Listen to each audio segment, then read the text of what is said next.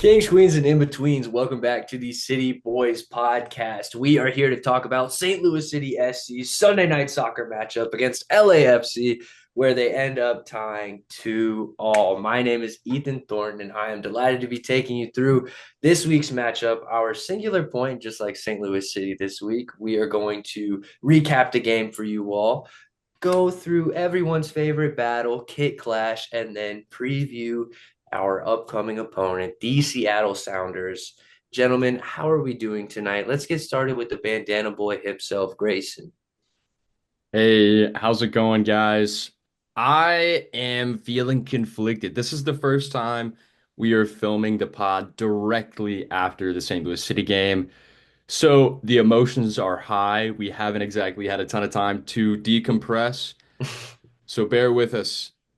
But other than that, feeling fine. It's a nice Sunday. Jacob, how are you feeling, buddy? I think conflicted is the perfect way to put it, because I'm also like disappointed and optimistic. There's my conflictions. Ooh. But footy aside, it was a pretty great Sunday. Awesome weekend. Had a good time. Did about 5 miles walking around Forest Park. Saturday, that was cool. Oh, Being a nice. tourist in my own city, I forgot how beautiful Forest Park is, and So lovely. it was great. My dog loved it. But yeah, Ethan, how are you doing? Gentlemen, it's another day in paradise. We've had quite a bit of soccer on today. If you're a Premier League fan, maybe you tuned into Liverpool winning the championship this morning. And then the MLS kicked off around 3 o'clock Eastern this afternoon, and it's still going as we are recording. So, do want to give props to the MLS. I love a good full day of soccer, especially after yesterday's slate of really wild games. And yeah, like you said, though, Jacob, outside of the footy, things are going fantastic. It was a very relaxing Sunday.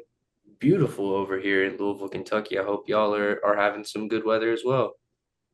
Kind of gloomy today. It's kind of wet, Mm, wet and man, gloomy. I can't lie. I got to bust out the grill for the first time this season today. Ooh. Had some amazing barbecue chicken, gentlemen. Barbecue chicken alert. And unfortunately, St. Louis City SC could not turn LAFC into barbecue chicken, but we like conflicted is such a good word to describe this game. Yeah, there's some positives to take from it. There's a good amount of negatives as well. We will go ahead and get into it. Do you guys mind if I pop into lineups? Go for it. Cool. Please. Let's get after it. Uh, Olaf Melberg elected to stick with the five back to start the match. It was pretty tricky to find a lineup that was actually correct, so I found this one on Twitter. We've got one issue wrong with it, but other than that, it's mostly correct. So the one issue we have Conrad Vallum playing left wing back, and then Hebert playing right wing back, and Giannis Horn in left center back. But Lunt in goal once again. Great match from him. We'll get into that. Real. Um, Also filling at that back line, we got Timo Baumgartel as the central center back, and then Josh Yaro as the right center back. In the midfield, we did shift things around to throw another body in the midfield. So we had Morales as the CDM, Hartel, and then Ostrich coming in this week. And then up top, we had Klaus and Toyshirt kind of playing as double strikers. Toyshirt once again kind of sitting behind Klaus. Yeah, so a little interesting there. And then big, I guess, important factor in this match is that we would end up switching formation later in the match.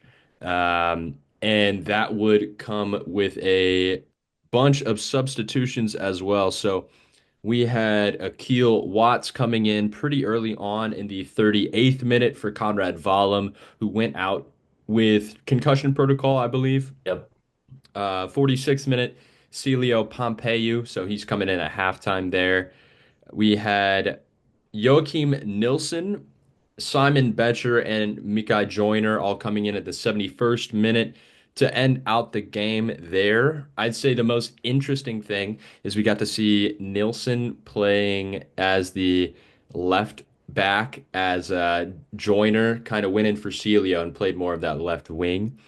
So that was pretty interesting. I thought he did pretty decent over there. Not too much of an issue. But what do you guys think about this lineup this week? I think it's pretty typical the starting 11 right now, what we've come to expect, missing the likes of Henry Kessler and Roman Berkey. It was nice having Giannis Horn back and healthy in the lineup. However, I've harped on it a lot. I do not think Alfredo Morales was up to standard tonight. Really, the center, I've talked a lot about the center of the midfield for us this season. Of course, we know that we're dealing with I think our starting players being out in Chris Durkin and Edu Lovin, but man, it is just so frustrating to see players walking around the field. Which we did get good news today with Edu Lovin being back in training coming next week. So it's going to take a little while for him to get back up to game speed. Not sure how much fitness he's been doing while he's been away from the side, but I play Edu every minute we can get out of him at this point. Mm-hmm. I think Jacob, a, what did you oh, think? sorry. I was just curious about what Jacob thought about Thomas Ostrak starting at the center mid position because I know that we've talked on this podcast specifically about that change, and I'm curious what you made of his 45 minutes. I really liked him. He's not a defensive mid by any means. So with my next statement, it doesn't make a ton of sense, but I would have preferred to see him out there for the rest of the match instead of Alfredo Morales. When we make that formation change at halftime, we take Ostrak off for Celio Pompeu. Yep. Um, Ostrak is just so much better on the ball. He's quicker. He picks his head up forward to try and connect with the players in front of him for like 1-2s and layoffs and stuff, as opposed to Alfredo, who can spray a ball, but he's not doing a whole lot of link up play with the players around him. And yeah, we know that Alfredo has that quality in his locker to be spraying long balls over the field, but I feel like we haven't seen it too often this season. Last week we did see him spray the ball to Celio that unleashed the counterattack that got the goal disallowed. Other than that, though, I can't think of many notable times. I also, to your point about Ostrak's defensive ability, I think that Ostrak is adding that to his game. He had that really important tackle on the very top of the box to break up what would have been a really good chance for LAFC. So I hope that he has been working on that aspect of his game. Well, someone's gonna have to step in next week because Alfredo Morales got a red card. So Hey, I actually think this leads in pretty well to what I was about to say because I think having Giannis Horn back in this lineup is massive. He can Mm-hmm. play left wing back, or if we are going to a four back, he can play left back very, very well. Yep. And that would free up one of our best players to actually play in the midfield, Conrad Vallum. So I think now that we're having some of our defenders get back into fitness, it will free up some people to go a bit more forward. So the hopefully, only thing with that is if Conrad Vallum it doesn't have a concussion. right, right. Yeah, we hope that's a not a serious injury. That would be Yeah. a serious blow to our starting 11. Conrad has brought such a level of intensity that I don't see from many other St. Louis City players. He seemed to do well when the camera would pan to him while they were doing the like physical check for the concussion on the sideline. Like he looked like he was following the finger pretty well and he was staying stable for his equilibrium. But I don't know how he answered the questions that were asked of him on the sideline, so Mm. I can't speak to that. But I have high hopes that he doesn't have a concussion and it was just out of precaution. But if he does, we could be looking at a brand new center mid pairing next weekend. Yeah. Last season, it was the defense. We saw however many combinations of center backs, and this season, it feels like it's going to be the center mids, isn't it? Just a Yeah, if bit. it's a pairing of Akil Watts and Thomas Ostrak in the center of the park, it's going to be interesting. Indeed. Yeah, I'm definitely missing Chris Durkin's just ability to cover ground. He'd be so nice to have in the side, but Alas, we can't have everybody healthy at once. We can't do it. Impossible. Ever. Shall we get into the match review? Yeah, I'm gonna kick us off with the first 30, which the most notable things in the first 30 is that St. Louis was on the back foot for a majority of it. We were pretty much all out defense for the first 30 minutes, conceding a lot of possession to LA Galaxy and not really being able to play out of the press. We'd string together like 5 or 6 passes, and then the next pass would go right back to LAFC. They were pretty much in our half, if not in their attacking third for the majority of the 30. Yeah, very slow start for St. Louis City. That's what I thought too. Yeah, Taylor Twellman would call it a different word. We won't.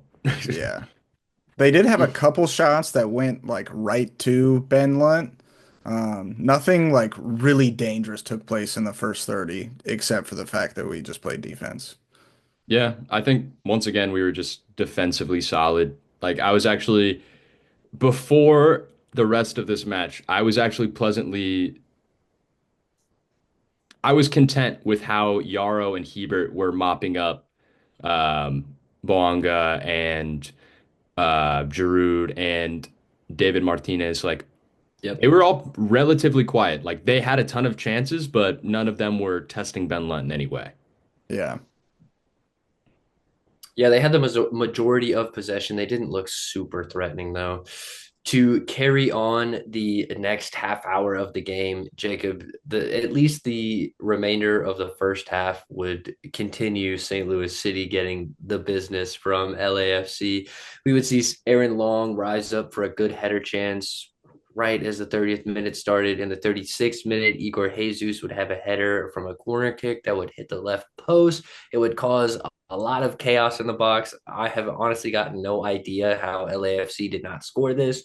And I'm pretty sure Ben Lunt kicked the ball while sitting on his butt. That's just a rare occurrence in a pro soccer game. That's not something you see every day. Of course, Jacob, or excuse me, like Grayson mentioned in the lineups, Keel Watts would come on for Conrad Vollum in the 38th minute. The the shifted a little bit toward LAFC, but as far as the first half goes, I don't think this had too big of an impact on the match. Moving into the second half, Celio Pompey would enter and St. Louis City would kick off the second half, actually looking like they got a good talking to in the locker room from halftime. I mean, they had a fire lit under them, and I think that Alfredo's yellow card initially in the 48th minute doesn't look so bad. He does trip up Denny Bawanga, and it's just another one of those kind of crappy Alfredo Morales missed slide tackles, though, and he gets punished for it. Thankfully, though, I do have a positive to talk about in my time because we would actually see a St. Louis City SC goal from Cedric Toyshirt in the 51st minute. An excellent early ball from Giannis Horn would find Cedric Toyshirt on the back post.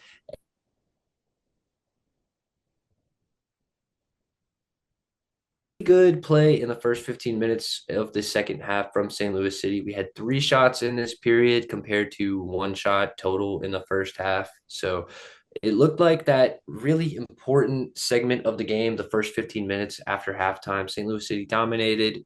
Grayson, how would it carry us into the final 30, though? Yeah, the final 30 was extremely interesting for St. Louis City.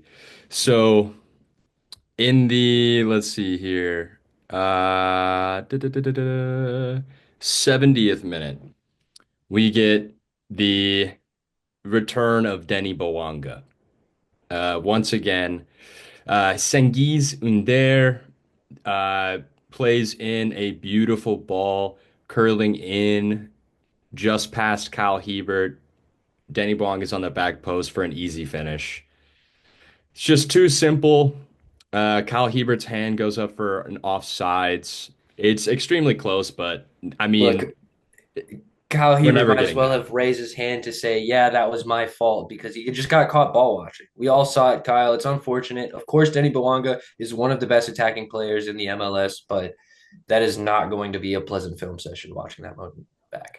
Also, I don't want this to come off as like an I told you so, but when we made the formation change and Kyle Hebert is on an island over there against Denny Bouanga, I had told you guys, I was like, he's gonna have his hands full for the rest of the second half because he has no coverage help. And this was one of those scenarios in which not having just someone on your team behind you to tell you that he's making that run like really burns Kyle Hebert right there. Mm. I'd say up until that point, Josh Yarrow and Hebert had done a great job double teaming Boanga every time he got to that corner. But after this moment, after the formations change, Boanga just got isolated, and it's a good spot for him. Yeah, I'd say So, they did a job, is what I'll say, yeah, up until that point. yeah. 71st minute, of course, we do get the three substitutions coming in. And then right after that, Denny Boanga again bursts past Josh Yarrow. Yarrow catches up, tries to put in a tackle. And in Yarrow's defense, he does not land the challenge, but you don't have to hit the defender to impede on him and for it to be a foul. So sadly, this is a penalty, and it would go there. But a big man named Ben Lunt has something to say about that, and that would be no goal. He comes up massive. Bouanga sends it to the bottom right, and it's just too easy. It's too easy for Big Ben. A Good hell of save. a save. Like, That was awesome. And that he has not faced a penalty in the MLS yet. What does he do on his first one? Amazing stuff. Not to mention one of Roman Berkey's biggest criticism from St. Louis City fans has been his PK stopping ability. So Hmm. eat your hearts out. we got a glimpse of Ben Lunt's PK abilities against FC Juarez last year, Oh yeah. and True. watching it carry over into this match, and I think Denny Bouanga is probably better than everybody on FC Juarez's team. Um, just for him to be 6'7", get the dive over there, strong hand to push it way out, and then there's not even like a follow-up attack directly after the penalty. Really, really good work by Ben Lunt and continues to solidify my confidence in him in a post Roman Berkey St. Louis City. Hmm. I'd have to agree. Yeah, I almost forgot about that FC Juarez match. And yeah, that was I remember that game. Such a big criticism from you two was that Ben Lunt wasn't really playing the penalty game. He was just standing tall.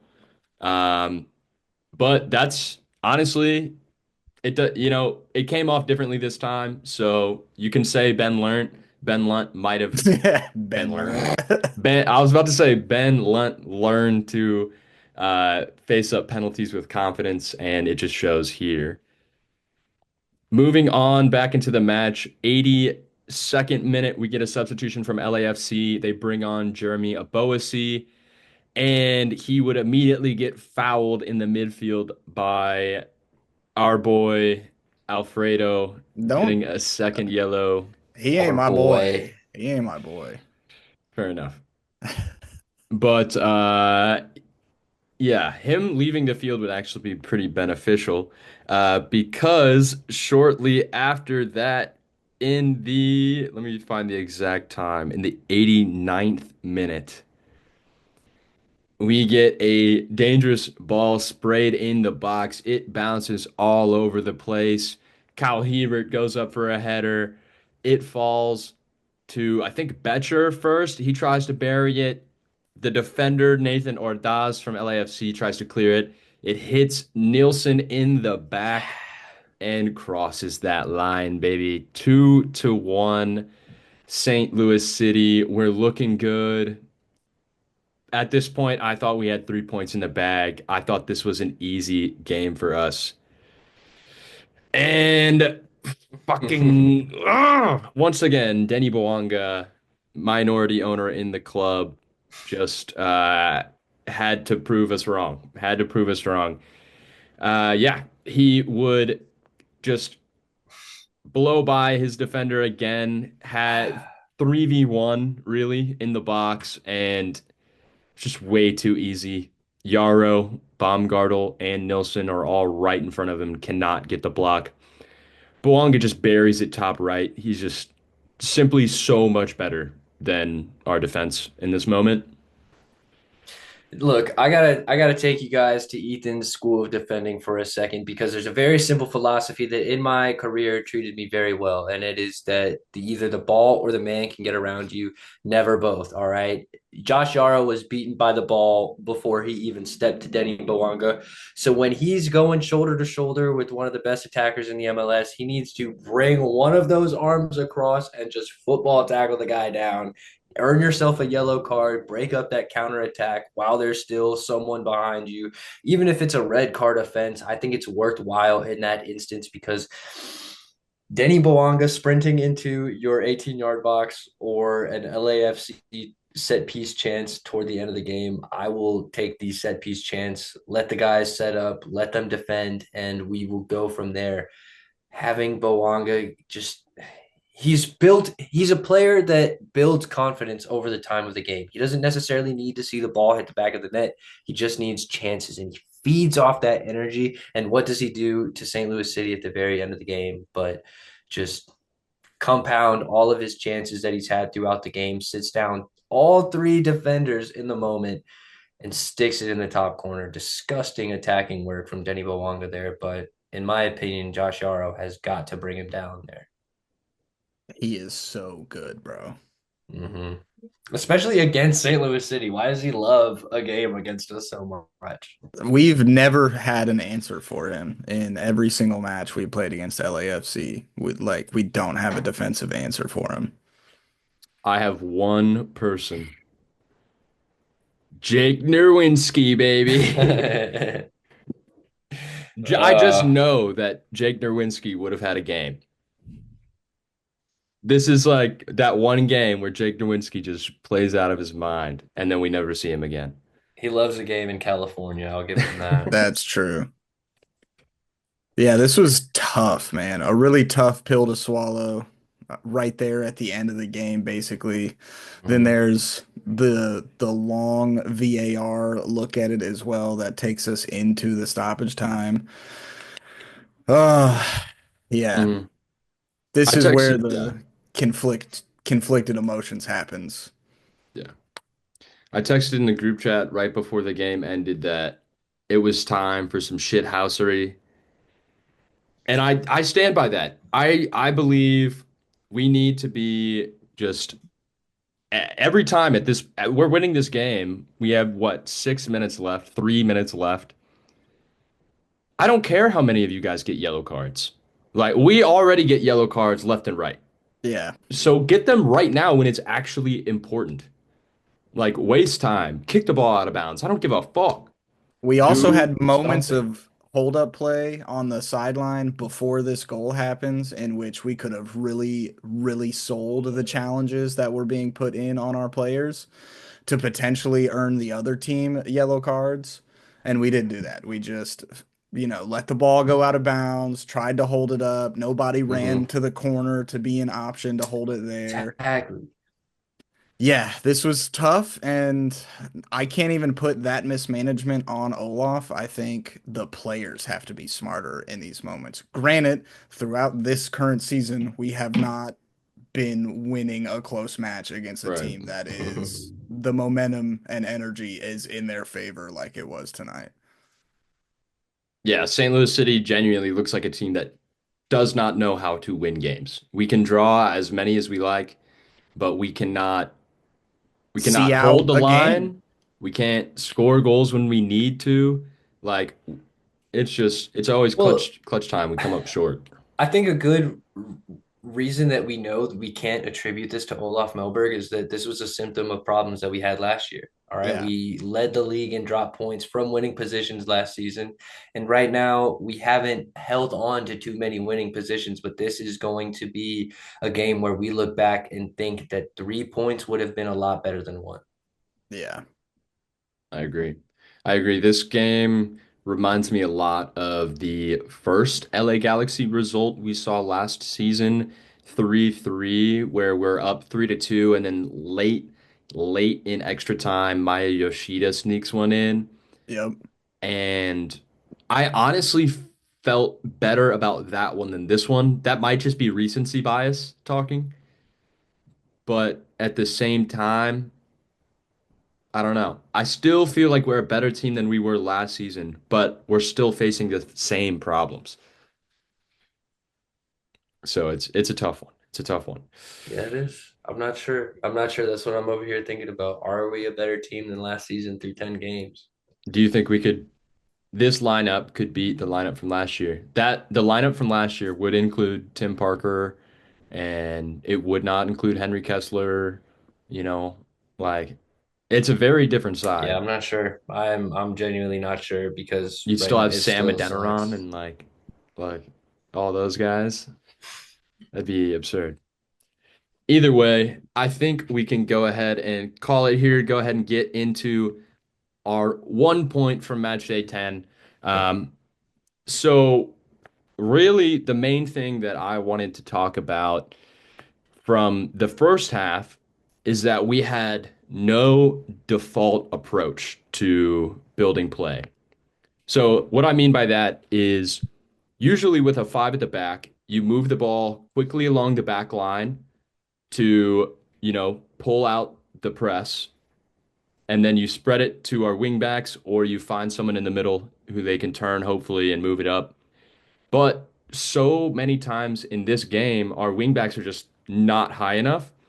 So when they do get the ball out to them, they're still even with the back line. And then you need a midfielder to pull out wide. You have Hartel dropping way far back, and then you have no one to get the ball when Hartel turns, because Hartel should be the one receiving the ball in the 10 position and turning and feeding our strikers. Because when he's dropping deep, there's no one to get the ball to our forwards. So we have to play long. We have to play poor passes in behind. We lost possession so many times in that first half. Oh my God. And really, I do think it was slightly improved this week because of having Ostrick in the middle. He's more of a versatile eight sort of player. He's got an engine he can run so he can get away from this LAFC midfield. But like we mentioned so many times last year, and however many times we faced LAFC, their midfield really is their engine. Like Malik Tillman, such a great player. Marco Uh, Delgado had himself a good game too. Delgado played out of Yes, his skin tonight. exactly. Like their midfield is fantastic and they often put up a game against us. So I think Olaf was right to add another body in the midfield, but it really didn't help our progression of play. But the big positive I'd have to say is from the second half because Olaf finally does something that I've been begging for weeks and weeks, and that is a formation change. And like Ethan said, it immediately breathed life into honestly both sides. Like this game opened The wide game just up, it flipped a wide switch in the open. second half, didn't it? It seemed like LAFC was the clear dominant opponent in the game through the first 45 minutes, but in the second half, a much more competitive game. And I think in large part due to St. Louis City's formation change. hmm And I don't think at the beginning of the formation change, I don't think we looked terrible defensively. At first, it was pretty good. Like I mentioned earlier, Yarrow and Hebert were covering for each other very well. The left side really wasn't facing any sort of attack at all. It was really only coming through Bouanga. Um, so at first, I really liked it. We kind of moved into a 4-1-4-1 is kind of how I was seeing it with the classic black back four, And then we had Alfredo sitting in behind uh, the four midfield, and then Klaus up top. Toy Shirt playing in kind of it was almost like a little bit of a diamond midfield there with Toy Yeah, Shirt it playing was. behind Klaus. And what that did for us, it gave us so much time in the midfield that we could actually progress the ball through the midfield like we have been unable to do for this entire season. Um, so I wanted to pick a couple of individual players that I think really benefited from this formation change. And this is funny because I was writing this right when you think I was probably writing this. My first big winner from this formation change was Alfredo Morales. I was writing this right as he got the penalty, as right as he got his red card, because having him sit right in front of the back line was working very well. He didn't have too many offensive responsibilities, so he could just sit there, spray passes, the center backs were finding him fairly easily in the back, and then we could move it out to our wings that way.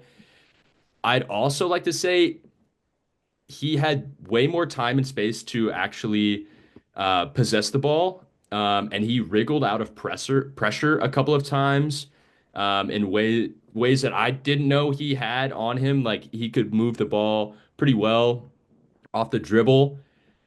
And then he does the best thing he could have done, and that's take himself off the field with that second yellow.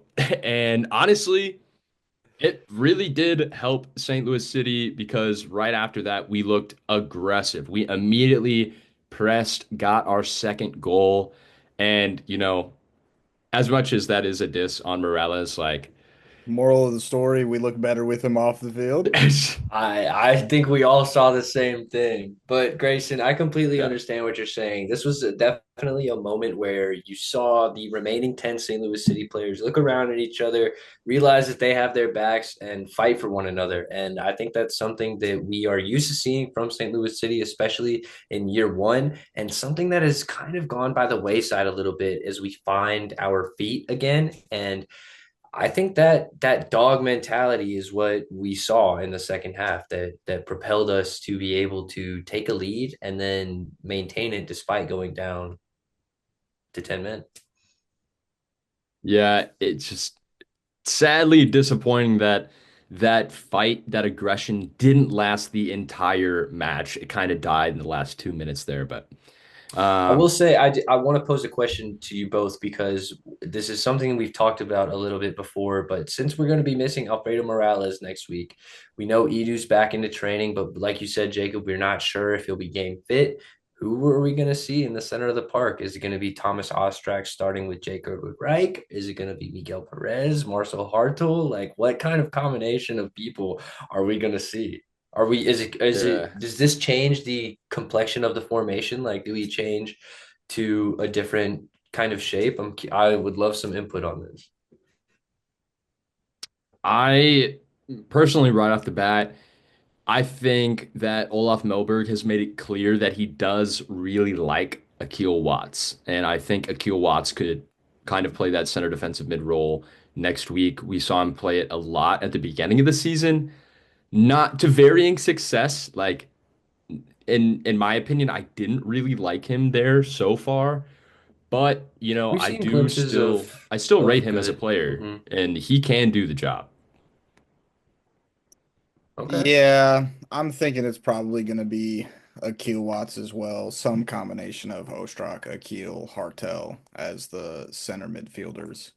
I don't think we're going to see JGR in a City jersey probably ever again, unfortunately. He doesn't seem to be in good standing with the new gaffer. I mean, as Tom Franklin put it, is it time to put him out on the milk cartons? Do we need to Yeah, where send the is he? search party for JGR? At least when Timo Baumgartel wasn't getting time with the first team, he was getting time with the second team. Yeah. You got to stay Yeah, match fit, match ready in the MLS. That's nothing new. That goes back quite some time, as far as I know. So I'm very curious on that situation. I'm not sure what's going on. I think you're right. I think you might be right though, Jacob, because clearly Alfredo is in the favor of Olaf. Clearly, Akil Watts is in the favor of Olaf, and we have seen that we are at least returning to better health. Maybe Thomas Totland can return to the side and bring some Yeah. more consistency and stability at the right wing back position for us as well.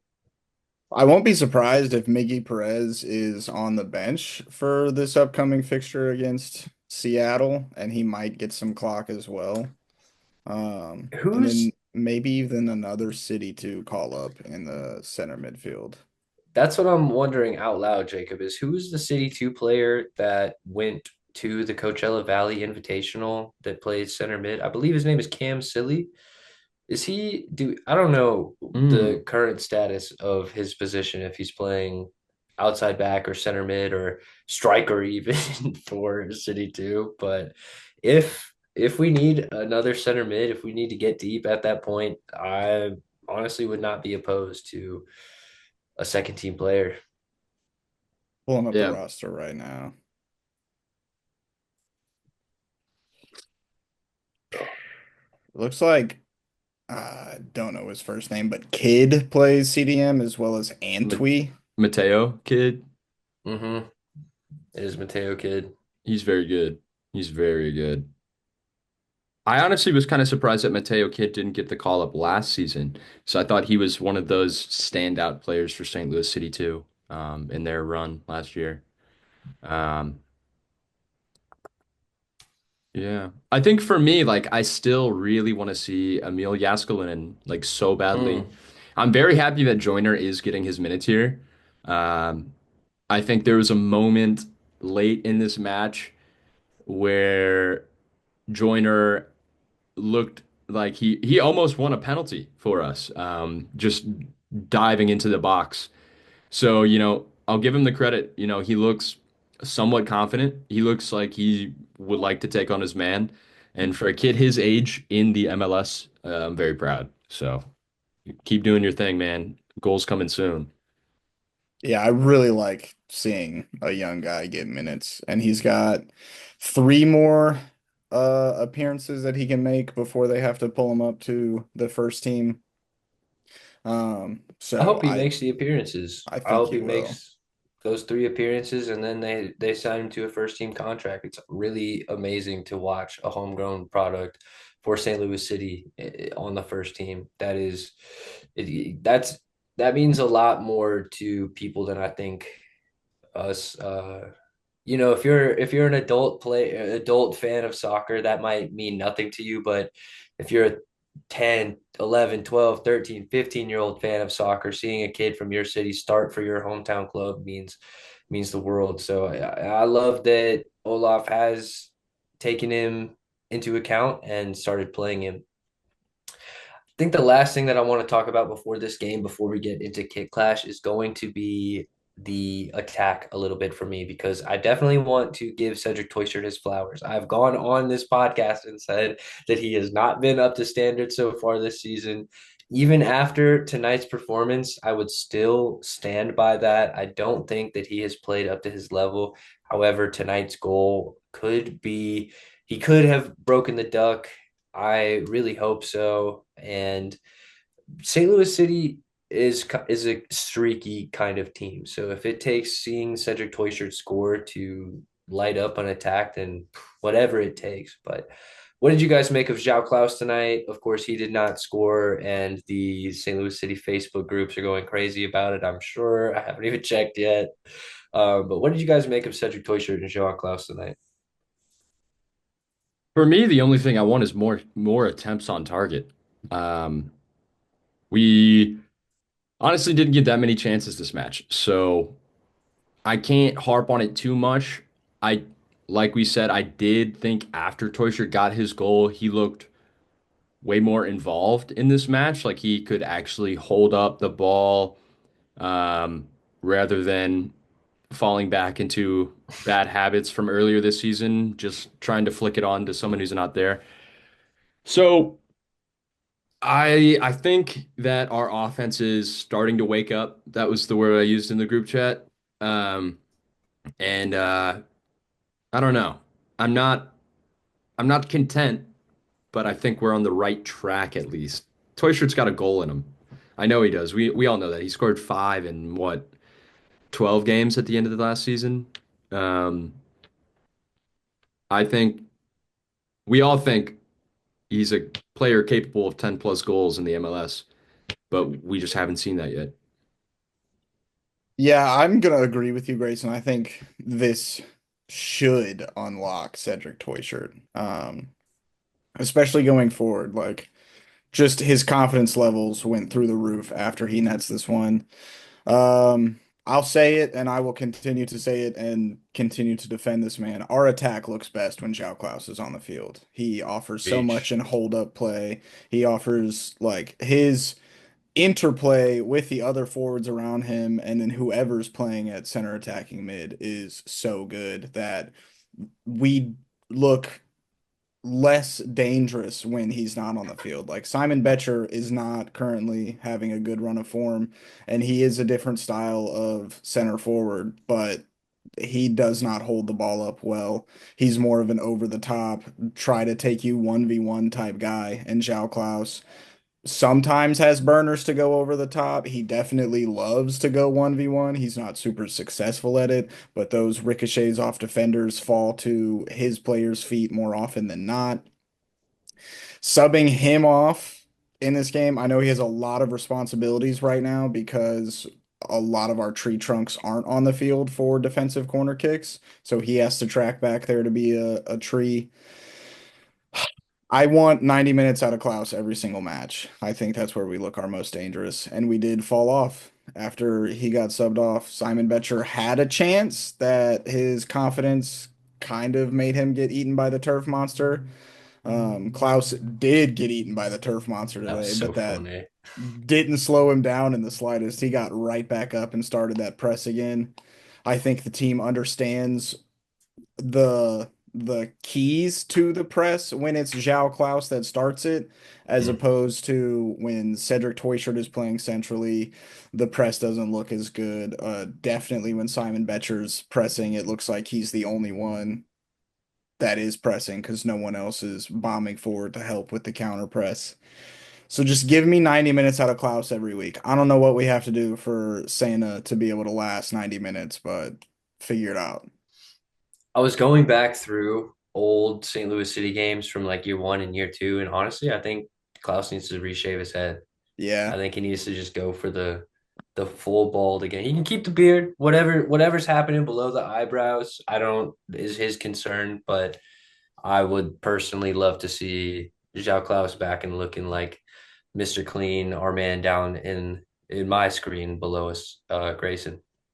Speaking of Simon Betcher, Jacob, he recently signed permanently to St. Louis City. I think that's definitely worth mentioning that he is now permanently a St. Louis City player. I know this podcast has been clamoring for that. I heard someone relate him to Johnny Klein as a hometown kind of fan favorite. And I really appreciate that from the front office. And I hope that he can find his form once again because yeah, he's clearly not playing to his best.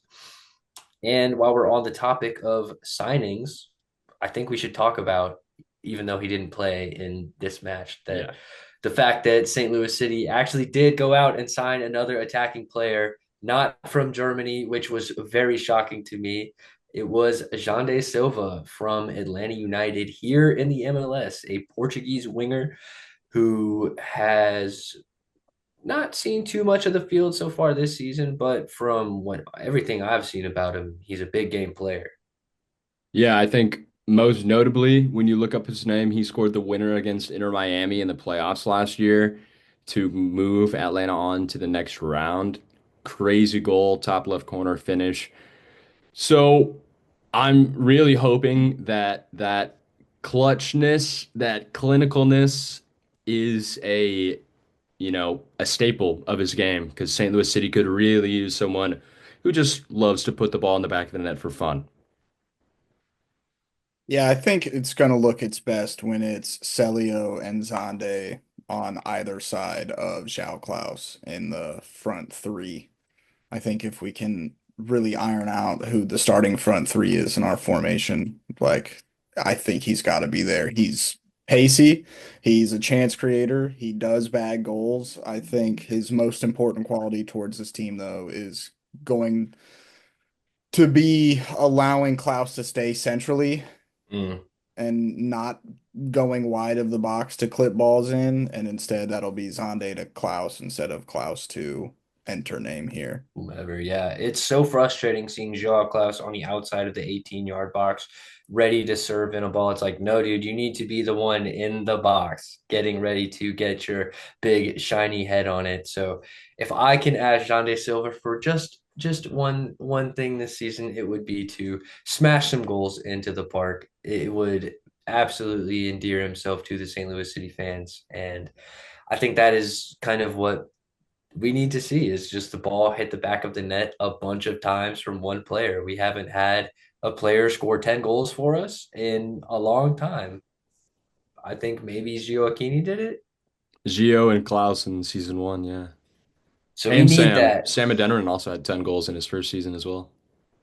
That was back when he was good, though. We had three strikers with 10 goals in our first season. That was such a beautiful thing. Like, and I have no doubt that we have three players with that quality in them. Yeah. We're just It, not giving them the opportunities right now. well, unfortunately, I think as a symptom of going down to 10 men, we don't get to see Jean De Silva come onto the field Yeah. today. I wouldn't be surprised if after a week of training, he would make a substitute appearance against the Seattle Sounders. We could use an attacking spark off the bench from time to time, and I think he will offer that on that right-hand side. Indeed. Any Yeah. final notes on this LAFC match before we get into a certain segment? I just want to continue giving Ben Lunt his flowers. We were really unsure about how he would do, and for 7 games now, he's stood on his head. He has put his body on the line, and he saved a penalty tonight and took a headshot. That is just hats off to Ben Lunt. For real. He did look really good. And with that, we will head into ding, ding, ding, ding, ding, Kit Clash. Ladies and gentlemen, we are rating the LAFC home kit with the vertical stripes, the black and gold kind of pinstripe look. I actually really dig it. Jacob, I want you to start this week though. Mine's gonna be short and sweet. Very, very, very classy kit. Also one of those kits I wouldn't mind rocking out in public anywhere. It looks so good. That with a nice pair of jeans, maybe some white sneakers on, and a big old bulky chain would go hard. So yeah, I'm gonna give this one just a solid 8.0. Got you. I got you. Ethan, how are we doing over there? I am getting New York Yankees vibes from this kit. Am I crazy? Do y'all see it as well? Is it the vertical stripes? Is that It's it? gotta be. It's gotta be. They do remind me of pinstripes, and as soon as you said that is when I made that connection in my brain. So I'm sure that is why I see it. I also like this kid a lot, Jacob. Black and gold is hard to miss. It is just a really classy and oh, what's the word? Bougie color combination. It makes you think Yeah. of like high Royalty. class. Yeah. So it's hard to beat. I'm gonna go for a similarly high 8.2 for me. Yeah, that's a pretty good rating. I'd have to agree. I also really dig this kit. Like you said, kind of going for like the Real Madrid colorway with the black, white, and gold. Real Madrid also kind of has orange hidden in there too, but LAFC with Hmm. just the black, white, and gold, I think is very clean. You know how much I really like their away kits. I think this is a little bit worse, but I still really dig this one. I'm gonna Yeah. give this one an 8.5. I actually really dig it. Uh, Black and gold is just, I went to Mizzou, so I have a soft spot for the black and gold. I will add to it. It's been a couple weeks since we've seen the Confluence kit out there. always looks good. It looked so good on the Facts. television, the sunlight hitting it, the contrasting pop of both of these jerseys were very pleasing to Yeah. the eye. And you know what Ethan was saying about the jersey reminding him of a baseball jersey. It reminded me of St. Louis City's inaugural away kit, our City Grays. That Does. reminded me of baseball kits, and I have to say the Confluence kit absolutely blew our Yeah. inaugural away kit out of the water. Like so much better. Yeah, I guess that is it for Kit Clash. So we have one more order of business to complete before we wrap up this episode, and that would be our match preview. We are facing Ethan's former flame, the Seattle Sounders. Uh, Honestly, a very interesting side this season. A lot of change for them. And we've already seen them once, so we kind of know what to expect. But what are we expecting? Um, Expecting a really good attack from Seattle Sounders. They've built a solid roster. We've already seen them once this year. I think we drew that game if I'm not correct. No, we actually got a good victory over We the Seattle won. Sounders this Okay. year, which was really surprising because I think that we were expecting that kind of result when they came to City Park. And players like Georgie Manungu did not make it easy for us. He gave our outside backs hell that match. Yeah, I don't see him here in their recent starting lineup. Um, Oh yeah, that was the Leuven free kick game. yes, Hmm. I They have finally got one added right. Ryan Kent since the last time we Ah, played them, the dude, Englishman. I I forgot about don't, that. Come on. which is a good addition. I don't know how crazy he will be to against St. Louis City, though. Hmm. Well, they're coming off of a draw against Colorado, something cities used to doing. I would like to put us up there with the same sort of talents as Colorado and Seattle. I think this will be a close game. Um, but I do feel optimistic. So I'm gonna predict a W on the road in Seattle. Um, I don't think the 12th man's going to get to us because we just dealt with a pretty rowdy 12th man in the LAFC supporters. And I think the team's going to find a way to win, especially because Morales isn't going to be on the field. I just had to slide that one in there. Regardless what the formation looks like, what the starting 11 looks like, I'm going to predict a W. I'm going to Do predict it. a 2-1 W. And since Okay. it bit me in the ass last week, I'm going to predict a Zhao Klaus goal. Okay. Okay. I personally think there's a couple different players that we'll have to look out for. Um, Interestingly enough, Jesus Ferreira is not having the greatest start to the season. He's about Mm. 10 matches in. He's got Hmm. 3 assists and 0 MLS goals. So he's gonna be hungry to get one against St. Louis City. Danny Musovsky is kind of a slept-on striker in Very. Seattle. I think he's got 3 goals this season, so he's one to look out for. Of course, Paul Rothrock has really cemented um, himself in the lineup for Seattle this year. So a couple really good players to look out for. I think personally, my least favorite player on this team is Nuhu, their left back. He just somehow he just gets under my skin, man. And he's always smiling. He seems like he's probably a really nice guy. I think that's the issue. Is I he's don't. just a nice guy that it will shut up my team. He is, I think, a peak MLS player. Like when you think of MLS players, I think of Nuhu just because of some of the amazing moments that he can produce in the MLS, and I believe he's a champion with the Sounders versus the near own goal that he scored the last time St. Louis Yeah. City played the Sounders. It's just so funny. Yeah. Well, if I have to did you do your score prediction, Grayson? No, I didn't. I can go real quick if you'd like. Do it. Um, I think that City is gonna win this game 1-0.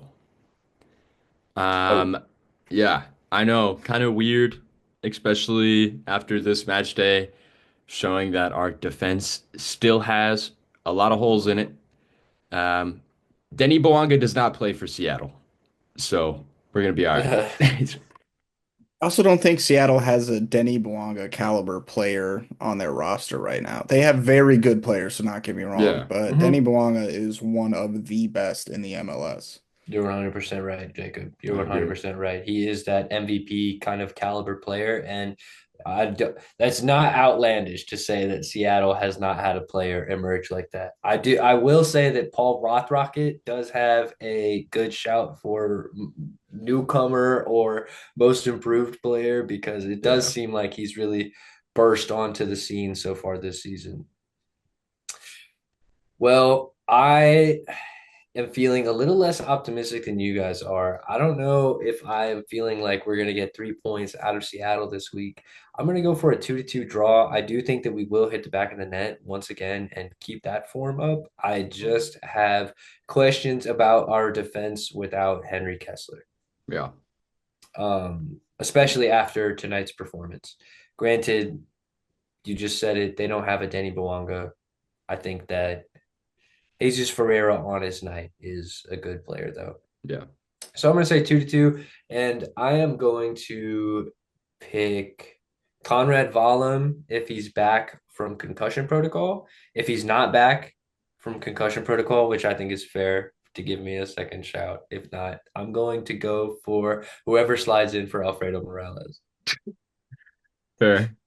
I forgot to pick a goal That's scorer. like four potential shouts. Anybody.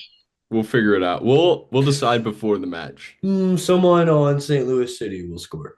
How Speaking of about which, that? I think one of us did predict the score line last week. So one of us got 3 points, but I can't remember who. Um, Oh, I was watching the match back. I need to be better at remembering that, but I have the table set up, so it is going in the books. okay. Um, I think but that might be me. it was I either don't I think think it I was either would have you or me. predicted a W against LAFC. I remember someone said 2-2. That's all I remember. Um, for my goal scorer for this week, I'm gonna go Cedric Toikert. I think Olaf is going to feed the hot hand like he did with Klaus, and Toikert's gonna be in that lineup again. He's gonna bag another one to make it 1-0. Yeah. I hope he Uh, does. I hope he does. I hope one of our strikers just catches on fire this season and does not stop scoring until the end of the year. that would be lovely. I feel like there is something. Oh, that's what I was gonna say. Last matchup against Seattle, we got a Henry Kessler man of the match. I think that Timo Baumgartel has um, the quality to do that same thing in this St. Louis City match. I I hope so. I don't know if I share that sentiment, Grayson, but I hope you're right. I've really only seen him put 1 foot wrong, but only once. The only thing I've seen him do wrong is not put enough pressure on Diego Rossi. Right now, that's the only thing I can think of. Otherwise, he's been stepping fantastically. He didn't stop Denny Bouanga on that last goal, but he's one of three people that could have done it. So that's not just on him. I don't know. Okay, I just went back and watched it. Ethan's correct in the scoreline predictions. Oh, Oh, dang. get in, lad. Three Come That's big on. points for Brothers, Ethan. yeah. I'm on a prediction tear. I correctly predicted the Louisville City game last night too. I am just I'm on one right now. You're having a Jacob Ratcliffe year one start to the season prediction run that I had. Oh man. I do want to say though, gentlemen, just before we wrap this episode up and Jacob hits us with one of my favorite outros on YouTube, that we are going to be at the Open Cup game. So May 3rd, St. Louis City plays the Seattle Sounders. May 7th, come say what's up to your boys. The Union Omaha versus St. Louis City SC game at Energizer Park. Hell yeah. Excited for the Hell round of 32 Open Cup yeah. game. Be a good time. Let's hit that outro. Jacob, let's hear it. With pleasure, gentlemen. So, if you've watched up to this point and you're not subscribed, go ahead and subscribe. Super easy, super free. If you Helps us don't out a mind. lot. We are still on the road to 200, getting closer every day. Be a part of it. Also, make sure you like the video. Helps us with the algorithm, helps out the channel. And comment what you think the predictions for this game against Seattle is going to be. Would love to read those. If you've been listening on Spotify, again, if you're not following us on Spotify to this point, just do that. It's also free, very easy. It's a little thumb tap away. Also, make sure you rate us 5 stars and you can drop comments on Spotify now. So, again, comment the scoreline that you think it's going to be against Seattle. And most importantly, if you don't do any of that stuff, it is what it is. Just make sure that you tell your mother that you love her. Peace. STL. STL. STL. STL. STL. Let's go, STL. Blues. STL. STL.